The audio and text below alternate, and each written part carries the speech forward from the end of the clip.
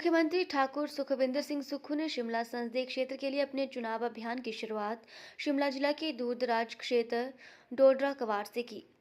भाजपा पर जोरदार हमला करते हुए मुख्यमंत्री ने कहा कि भाजपा ने धन बल से सत्ता को हथियाने का प्रयास किया, लेकिन उनके इरादे कामयाब नहीं हो सके। उन्होंने कहा कि प्रदेश की जनता सत्ता हथियाने की कोशिश करने की सजा भाजपा को जरूर देगी और प्रदेश की चारों लोकसभा सीटें कांग्रेस पार्टी के खाते में डालेगी। उन्होंने कहा कि भाजपा ने धनबल का इस्तेमाल कर कांग्रेस पार्टी के 6 विधायकों को अपने साथ मिलाया और राज्यसभा चुनाव के लिए कांग्रेस प्रत्याशी के खिलाफ क्रॉस वोट किया। उन्होंने कहा कि भाजपा ने पैसे के दम पर प्रदेश सरकार को गिराने की कोशिश भी की। उन्होंने कहा कि बिकाऊ नेता कभी भी जनसेवक नहीं हो सकते।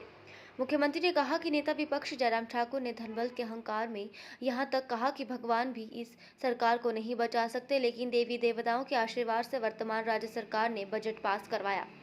ठाकुर सुखविंदर सिंह सुक्खू ने कहा कि राज्य सरकार ने भ्रष्टाचार के दरवाजों को बंद किया, जिसके कारण राज्य के खजाने में पैसा आया और इसी धन से जनकल्याण की नई योजनाओं की शुरुआत की गई। उन्होंने कहा कि राज्य सरकार ने इंदिरा गांधी प्यारी बहना सम्मान निधि की शुरुआत की, जिसके तहत 18 साल से अधिक आयु की महिलाओं को 1500 रुपये प्रति महीना पेंशन दी जा रही है। उन्होंने कहा कि महिलाओं को पेंशन मिलना भाजपा को हजम नहीं हो रहा है। ठाकुर सुखविंदर सिंह सुक्खू ने कहा कि भाजपा के समय भर्ती परीक्षाओं के पेपर में नीलामी होती थी, जिसे रोकने के लिए राज्य सरकार ने हिमाचल प्रदेश अधीनस्थ कर्मचारी चयन आयोग को भंग किया और इसके स्थान पर राज्य चयन आयोग की स्थापना की। अनाथ बच्चों के लिए मुख्यमंत्री सुखाश्रय योजना की गई तथा विधवाओं के लिए बच्चों की पढ़ाई का खर्च भी राज्य सरकार ही उठाएगी। उन्होंने कहा कि जिस सुकून जाखा सड़क के लिए निर्माण के लिए राज्य सरकार ने 3 करोड़ रुपए स्वीकृत किए और इसका निर्माण कार्य भी प्रगति पर है। ठाकुर सुखविंदर सिंह सुक्खू ने कहा कि राज्य सरकार ने सेब खरीद के समर्थन मूल्य में ऐतिहासिक 1.5 रुपए की बढ़ोतरी की है। शिक्षा मंत्री रोहित ठाकुर ने कहा कि भाजपा सांसद सुरेश कश्यप आपदा के समय गायब रहे तथा सांसद ने ठियोग, रोहड़ू, जुब्बल, कोटखाई क्षेत्रों के विकास के लिए अपनी निधि से 1 रुपया भी नहीं खर्चा। उन्होंने कहा कि पिछली भाजपा सरकार ने सेब के कीटनाशकों व उर्वरकों पर सब्सिडी को खत्म कर दिया।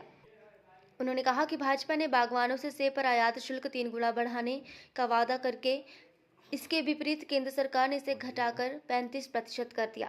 वहीं कांग्रेस पार्टी के लोकसभा प्रत्याशी एवं कसौली विधानसभा सीट से विधायक विनोद सुल्तानपुरी ने कहा कि भाजपा ने राज्य सरकार को अस्थिर करने की साजिश की और हिमाचल प्रदेश की असीमता पर प्रहार किया। उन्होंने कहा कि मुझे और विक्रमादित्य सिंह को लोकसभा चुनाव के मैदान में उतारा गया है और मुख्यमंत्री फ्रंट फुट पर खेल रहे हैं।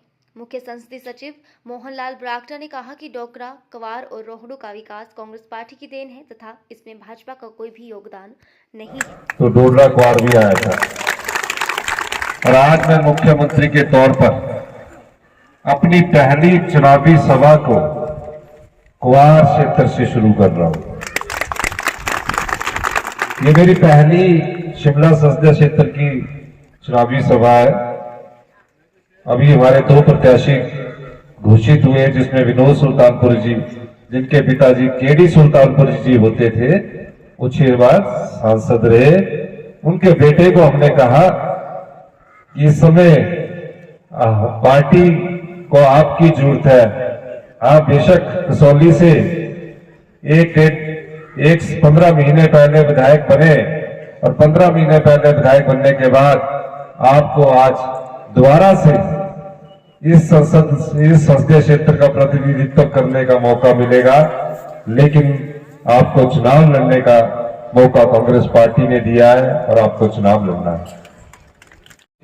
हिमाचल सरकार में हमारे सीपीएस, हमारे भाई मोहनलाल ब्राक्टा जी, हमारे विधायक और इस संसदीय क्षेत्र से हमारे प्रत्याशी, जिनके पिताजी 6 बार इस संसदीय क्षेत्र का प्रतिनिधित्व कर चुके हैं, सम्मानित श्री विनोद सुल्तानपुरी जी, मोनिता चौहान जो कि हमारी जिला परिषद की मेंबर है, कुर्ला जी ब्लॉक कांग्रेस कमेटी के प्रेसिडेंट है, हमारे सुरेंद्र रेखा जी, सभी लोग मंच पर विराजमान, प्रधान जी, पंचायतों के सभी लोग, पत्रकार बंधुओं और कुआर और डोडरा कुआर के मेरे सभी भाई बहन, युवा साथियों, प्यारे बच्चों, 1 साल पहले 11 दिसंबर 2023 में जब हमारी सरकार बनी थी, उस समय मेरे मन में एक इच्छा थी कि जाखना का रोड पिछले 10 साल से नहीं बन रहा था। जाखा का जिनकूट जाखा जिसकुंड जाखा 10 साल से नहीं बन रहा था। बराटा जी को मैंने उठाया, बराटा जी बोलते कि फॉरेस्ट की क्लियरेंस है, ये इसकी क्लियरेंस है।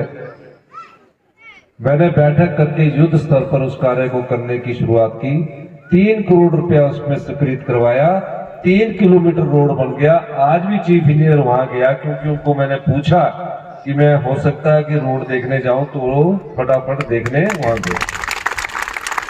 और आज आपको मैं कहना चाहता हूं कि ये जाखा तक रोड इसी सेशन में पहुंच जाएगा और 1 साल के भीतर हम कोशिश पूरी करेंगे कि जाखा बराटा जी वहां एक गाड़ी को झंडी दिखाएं।